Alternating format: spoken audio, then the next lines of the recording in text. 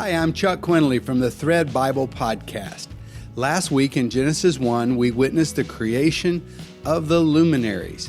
In this episode, we see the creation of fish, reptiles, and birds, and we'll learn the answer to the age-old question, do animals have souls? Stay tuned. Welcome to Thread, God's Word tying together all the pieces of our lives through verse-by-verse study of the Bible. In Season 4, we're exploring the bedrock of the entire Bible, Genesis 1 through 12. The Thread Bible Podcast is brought to you by MedialightAsia.com, and I would love to tell you again about Medialight's Summer Media Missions Boot Camp. If you're going to live a life of impact today in the digital age, you need to find your voice. And Medialight has developed a 2-week workshop to help you do just that. So come spend 2 weeks with us in northern Thailand. We'll have worship every morning, and you'll have professionals to help you discover your natural speaking voice. And then we'll teach you how to produce professional quality video using the camera you know best, your cell phone. But we're going to follow the rules of photography and the apps and the gear used by filmmakers like Oscar-winning Steven Soderbergh, so you can get your message across. And we believe in working hard and playing hard, so we'll still take time out to hike to jungle waterfalls and navigate a river on one of Thailand's famous long-tail boats. You can even feed elephants by hand in a nearby village as we enjoy one of the world's most beautiful countries, Thailand. All this is in July, and you can find out more by visiting MedialightAsia.com/summer. MedialightAsia.com/summer. Well, this week I watched an award-winning Korean movie named in English Parasite with Ben and Jessica, my daughter. And our version of the video had a computerized translation of the Korean subtitles, and that just added a whole nother layer of entertainment. It was chaos at times where we couldn't figure out what they were trying to say. And at other places it was hilarious, and often it was culturally insightful because they were trying to translate like word for word the Korean. And then we watched the movie a second time with a human-made translation that was very clear. But it wasn't as colorful with all the Korean idioms now modified into American ones. So it was clear and it was nice and smooth, but there was a little something missing. You know, translation from one language code into another is always a tricky thing. And I thought that you might be interested in hearing a literal English interlinear translation of the Hebrew behind our passage today. And today we're on day 5 of creation, Genesis 1, 20 through 23. And here is the exact interlinear translation, word for word, in the place of the word.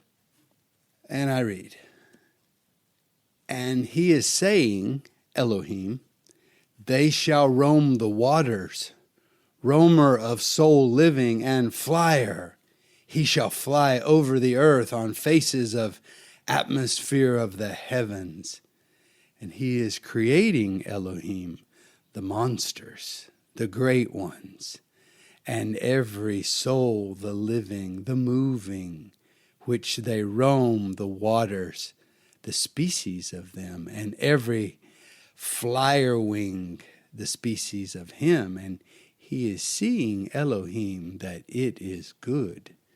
And he is blessing them, Elohim, to say, fruitful you, and increase you, and fill you the waters and seas.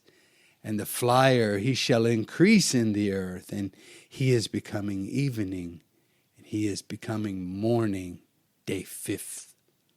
So you can see English reads very differently from Hebrew. I mean, this way of translating sounds like Yoda talking, when you translate from one language directly to another, literally with word order, you have to have a deep understanding of the word code of each language so that you can give the dynamic equivalent meaning in translation, even if you have to add a few words, because English has to be, and a lot of languages do not have a to be verb. And anyway, many of you speak multiple languages, so you already know what I mean.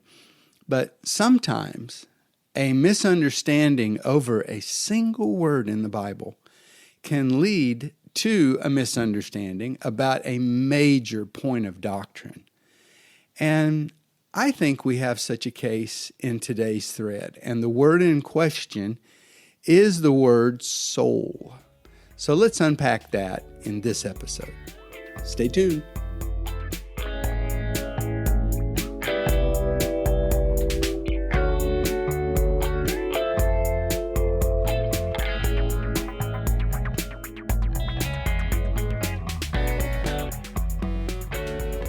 On day 5, God creates an entirely new category of life.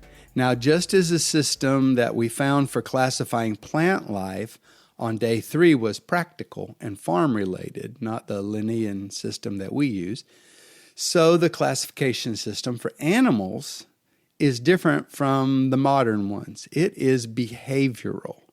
So today we're going to see the creation of water swarmers and sky flyers and ocean darters because of the way fish, they suddenly move all together, and monsters of the sea. But what's most special to see today is that on day 5, a new category of life is born, and that category is called the Nephesh. Now, for our study, I'm going to use a book I highly recommend entitled Genesis 1 through 12, a new old translation for readers, scholars, and translators. And this is a translation of just Genesis 1 through 12 by Samuel Bray and John Hobbins. You can buy it on Amazon. They have a theory that I think is valid, and it's why I like to use them as a resource. And that theory is, Genesis is, depending on how you see it, it's either 4,500 years old or it's 2,400 years old. But the last thing we need to do is to modernize the language and the message, or we're going to miss all their code words, because this book is carefully crafted and it needs to be followed. So what we need is an old mindset, so that we can understand their words and the way they think and the way they see things, because they have a message for us and we're going to miss that message. Like sometimes what will happen is a translator will get a thesaurus and say, well, he keeps using the same word. I'm going to use a similar word, but different. Well, hold on. He's using the same word intentionally. And it it might not read as smoothly to the modern ear, but there's a message in that. How you say a thing is very often part of the thing you're saying. So anyway, I think they have an excellent translation, and their notes. Anyway, if you're really interested in serious study of the Bible, but anybody could read this book. It's not just a seminary level book. But anyhow, Bray and Hobbins, a new old translation of Genesis 1 through 11. So I'm going to read our passage today, verses 20 through 23, and I'll read their translation of it. Genesis 1, 20 through 23. And God said, "Let the waters swarm with a swarm of animate living things and flying things. Let them fly upon the earth, upon the face of the firmament of the heavens." And God created the great whales and all animate living things that dart about, with which the waters swarm after their kinds, and all winged flying things after their kind. And God saw that it was good. And God blessed them, saying, "Be fruitful and multiply, and fill the waters of the seas, and the flying things, let them multiply on the earth. And there was evening, and there was morning, a fifth day. Okay, so this passage opens up, verse 20, let the waters swarm with a swarm of animate living things. And life breaks out, and aquatic animals, small with small bodies and some with huge bodies, begin to scale, sort of like a volcano erupting in the ocean, only it's a volcano of fish. And the numbers just begin to exponentially not add, but multiply. But the key phrase, and it's in that very first verse, and we want to focus on this, animate living things. Those three words are an attempt to translate a single Hebrew word, nephesh. Now, this is the word usually translated in many English translations, soul. And it has come to be connected with an invisible presence that most Bibles think is only in a human. But everything about that idea is a little bit messed up. And in this episode, we're going to try and iron things out more clearly. On day 5, we encounter this word nephesh for the very first time. Nephesh describes a new level of life form on earth. Let the waters swarm with nephesh. That's how the verse reads in verse 20. Now, the root word for nephesh is throat, because through our throat we eat, and more importantly, we breathe. And we take this idea of the throat and of breathing, of living, and we begin to abstract it over time, and we get other ideas connected to it. So the root word is throat. The concept that's working on it is to breathe, to be alive, and now we start to abstract it and we say, this is the experience of life lived through a body. And then we take that concept and we go a little further and we start using this word now to describe the activity of our mind while we experience life through a body, because that's so much a part of our experience.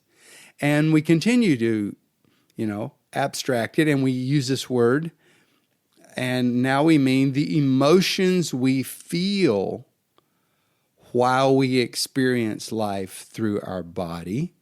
And finally, to the will that we have inside by which we make decisions regarding our actions in our body. So you can see all these different concepts start to use the word nephesh.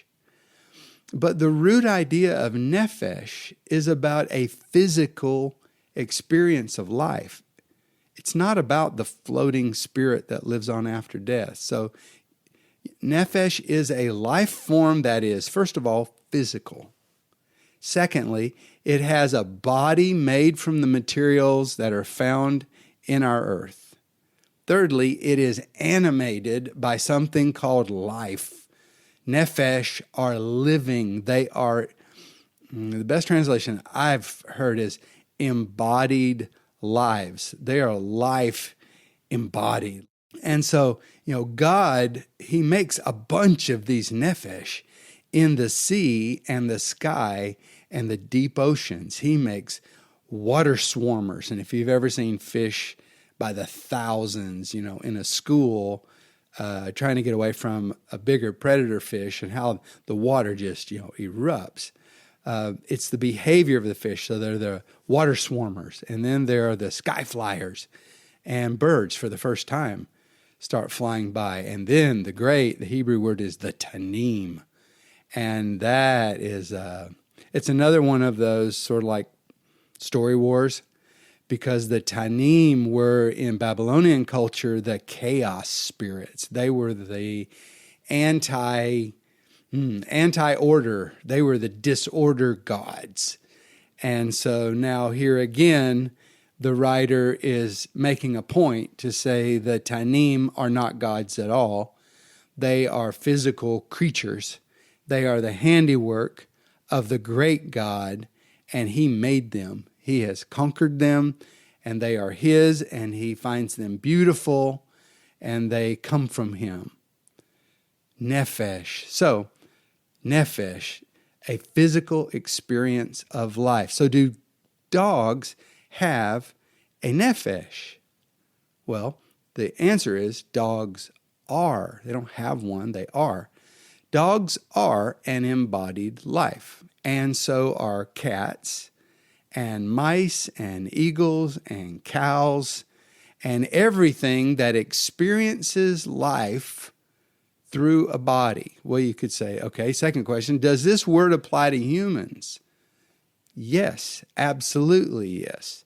Genesis chapter 2, verse 7 says, God breathed into the man he had created, and the human became, the English translations will say, a living soul. And we think that that's something special.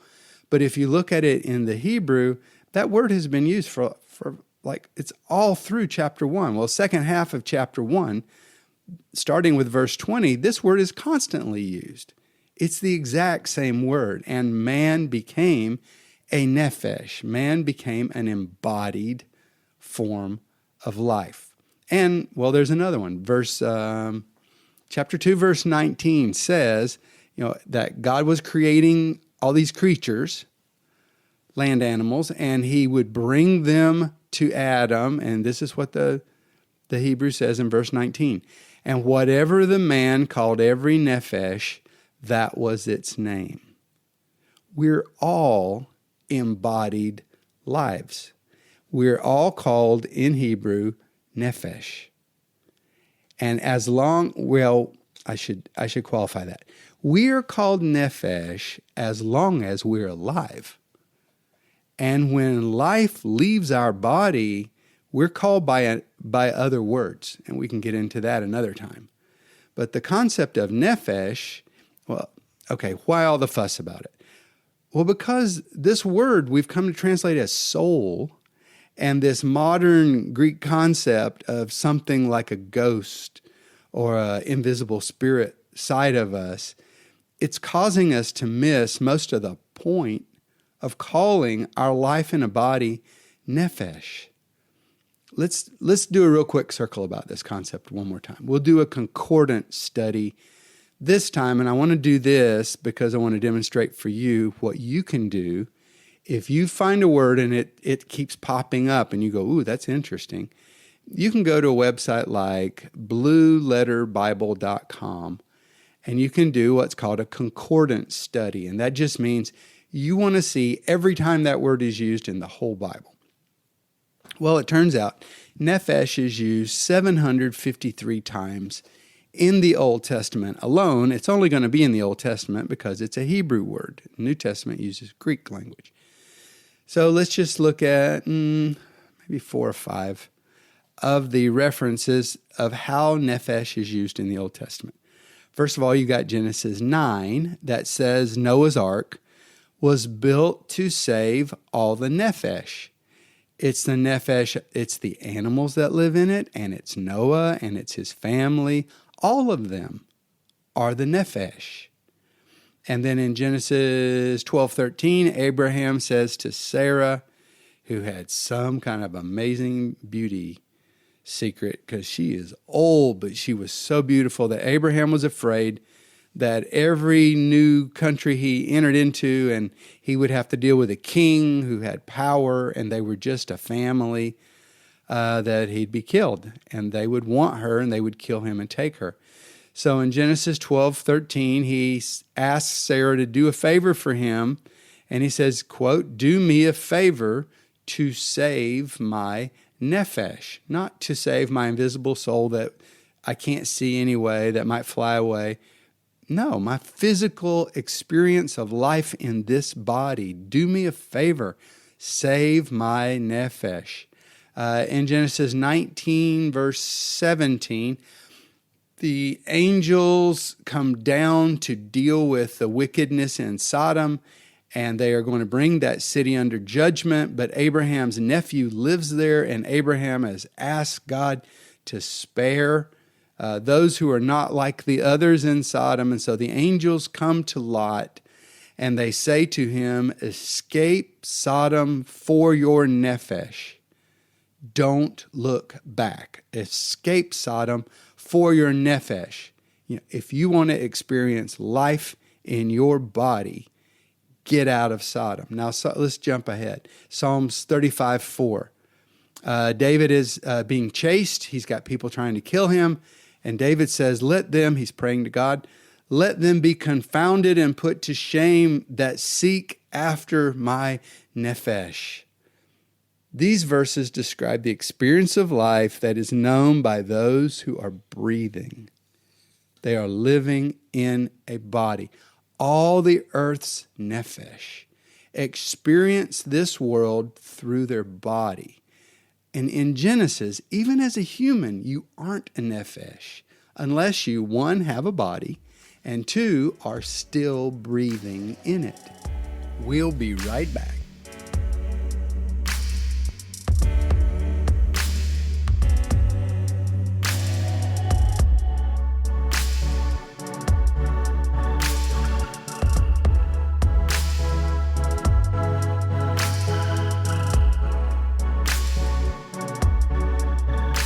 See, in Christianity, we've disconnected Nephesh, which we translate soul, and we've disconnected this concept from being welded to the experience of a physical life.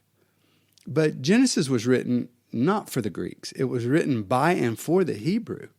And in the Hebrew mind, the idea of life, Nephesh, soul, it means life as experienced in a breathing body. Day 5 is the birth of the first Nephesh, life experienced in a body. And we are part of this creation. And we are connected to every other thing that is Nephesh in our shared physical experience on Earthland. We have a dog in our house, and her name is Bear, and Bear is in our family here in Thailand. She's a missionary dog.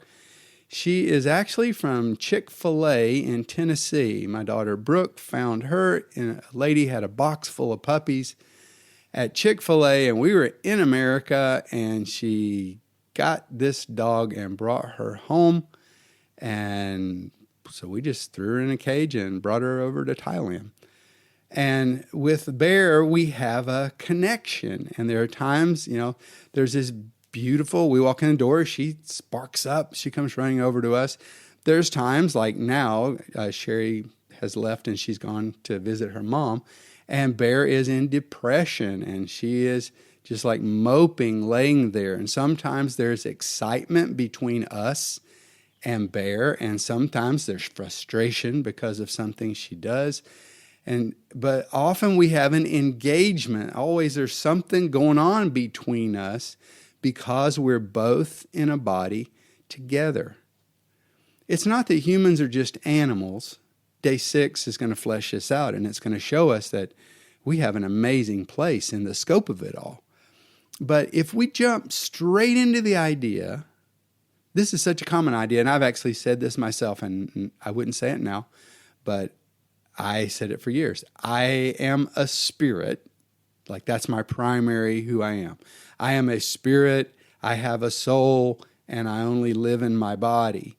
Well, that is to miss the entire Old Testament understanding of what life is.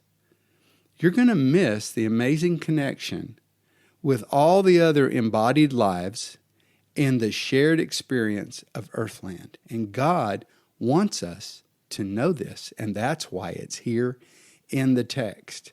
Going back one more time, this is not a history book. The writer of Genesis is not bound to say anything in any order. He is not trying to bring us up to speed on exactly how everything got done just for our curiosity's sake. If it's here, he is telling you for a reason and a purpose. And one of these reasons is to ground us in an understanding that life is a physical experience. And if we will start to see the Nephesh around us and take time to fully experience things through our body and being locked into specific moments of time in our body. This is one of the keys of living a full life. When you look in the Old Testament at what they are hoping for out of life, it's a physical experience. This thing that like, this world is not my home, and then everything is this glorious kind of weird cloud-like experience, and we're going to all get a mansion. I think it's just a gross misunderstanding.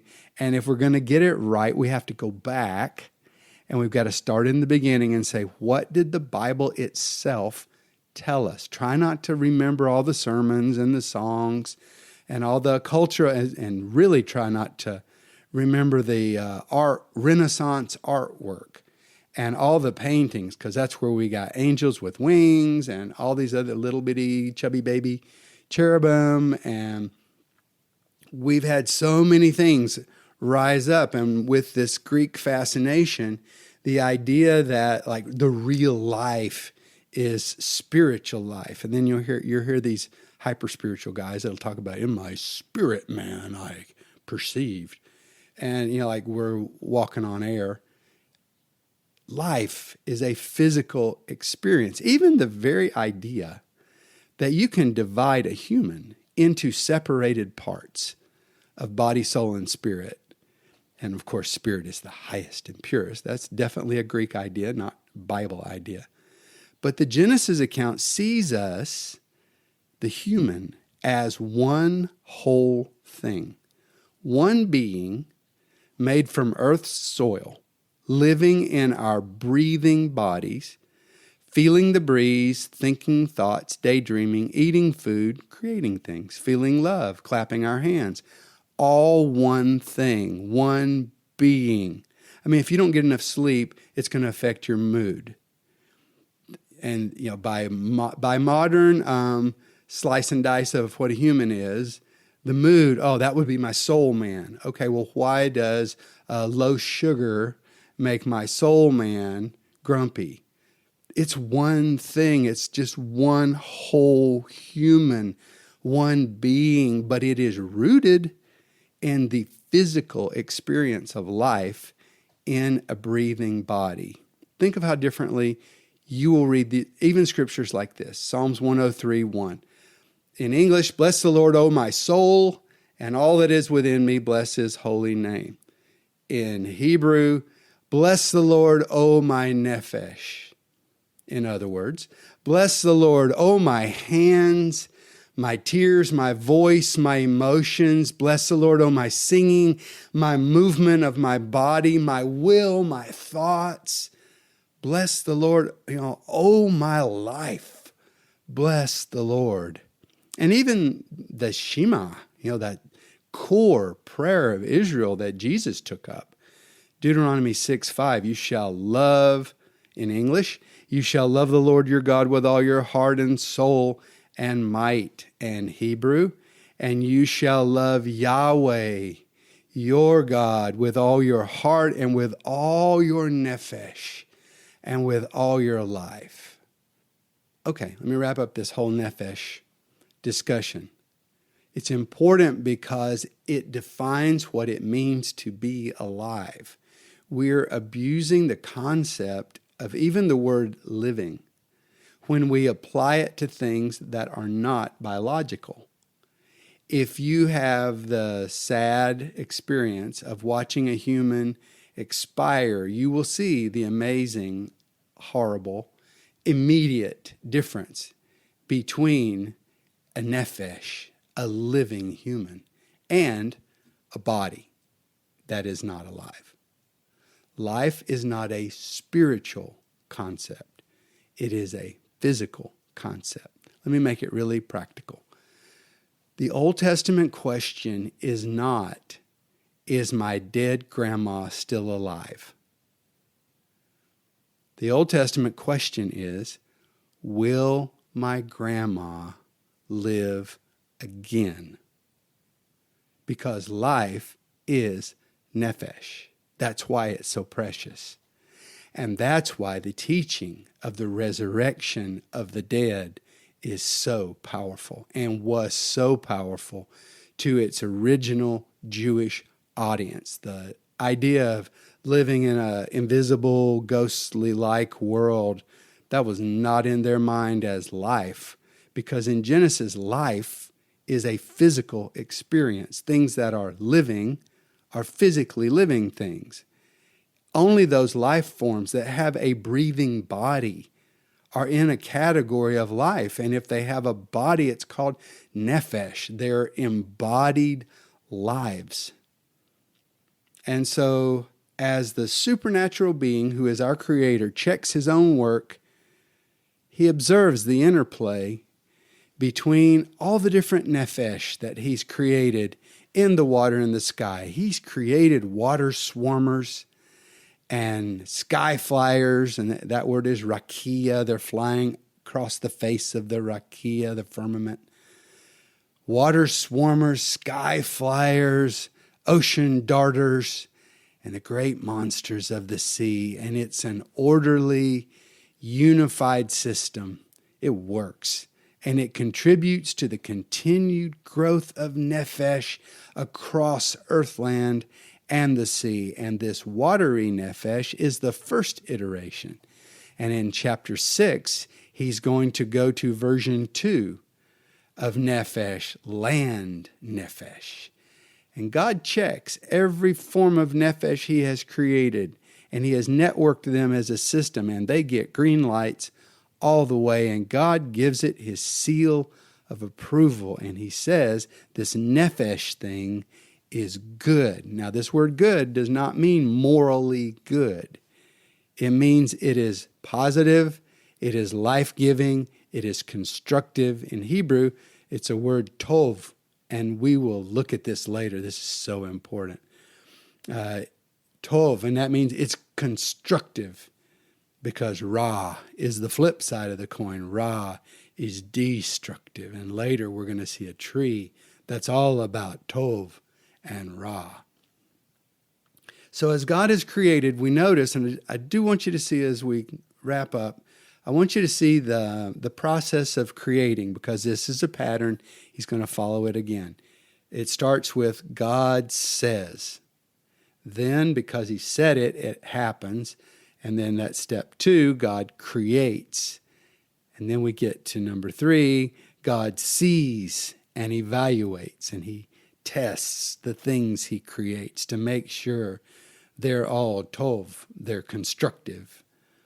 And then as he agrees that they are good, the 4th step, God blesses. And because he is the authority, he has the power to bless. He has the power to judge a thing and to approve it. You know, all judgment's not negative.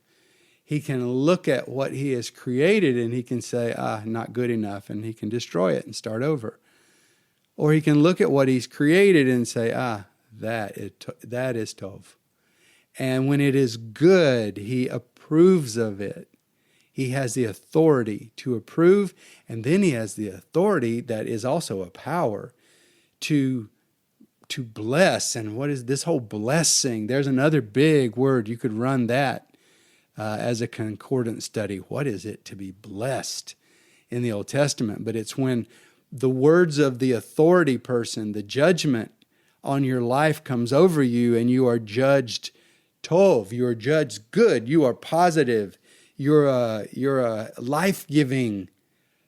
You're a life-giving thing. And so a word is spoken over you, and this word has power to release and create good things. Good things that come to you. And that's a beautiful thing that God will learn later. God has given that power to man. And fathers, you have this power. Use it. Open your mouth and speak blessing over your wife, over your children. Mothers, you have this power. Open your mouth and speak out your blessings on your children. Let them hear you. Judge them as good. Let them hear you, like even in conflict times, to be able to say, you're not at your best right now, but you are good. And I know you are better than this right now. There's a powerful, positive way even to give correction to a child. Big brothers and big sisters, you have a measure of authority. Use it to bless. Teachers, policemen, anyone who's holding authority, you've got an ability that God gives you, and He wants you to use it to bless. And so God opens His mouth and He blesses the Nephesh of the sea and the sky. And He again uses a formula here in the Genesis 1 Creation Overture. And here's His formula. Be fruitful. That's the first thing He says. And that's seed symbolism. That's tree, fruit tree symbolism. And later in the Bible, we'll see, like Psalms 1 and 2, that humans are like trees. Humans should be fruit trees. They should be trees that feed other people, not just about themselves. But the great trees are fruit trees, and they are there for other people. You can, if you're interested in the be fruitful concept and people as trees, you can check out the Bible Project YouTube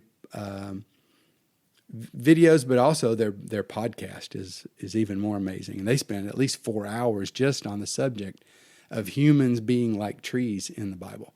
So God looks down on His Nephesh and He says, I want you to be fruit trees. I want you to be fruitful. And secondly, He says, I want you to multiply. Don't just be limited to add. I want explosion of life. Multiply. And I want you, thirdly, to fill.